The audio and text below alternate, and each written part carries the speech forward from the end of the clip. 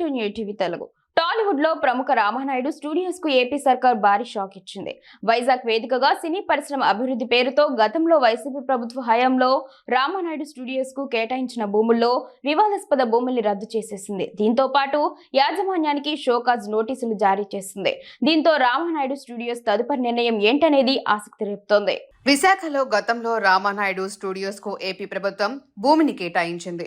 దీన్ని సినీ పరిశ్రమ అభివృద్ధి కోసం కేటాయించారు. అయితే ఇందులో 17.17 ఎకరాలను నివాస స్థలాల కోసం మార్పు చేయాలని కోరుతూ రామానాయుడు స్టూడియోస్ దరఖాస్తు చేసుకుంది. దీన్ని వ్యతిరేకిస్తూ కూటమి పార్టీలైన టీడీపీ, జనసేన కోర్టుల్ని ప్రభుత్వాన్ని ఆశ్రయించాయి. వైజాగ్ లో రామానాయుడు స్టూడియోస్ భూముల వివాదంపై టీడీపీ ఎమ్మెల్యే వెలగపూడి రామకృష్ణబాబు దీనిపై సుప్రీంకోర్టులో పిటిషన్ దాఖలు చేయగా జనసేన కార్పొరేటర్ మూర్తి యాదవ్ ప్రభుత్వానికి వినతి పత్రం ఇచ్చారు. దీనిపై అప్పట్లో ప్రభుత్వం స్పందించలేదు. కానీ కూటమి ప్రభుత్వం అధికారంలోకి రావడంతో ఇప్పుడు ఆయా భూముల్ని రద్దు చేస్తూ ఏపీ ప్రభుత్వం నిర్ణయం తీసుకుంది. అయితే భూముల రద్దును నిబంధనల ప్రకారమే చేపట్టాలని ప్రభుత్వం నిర్ణయించింది.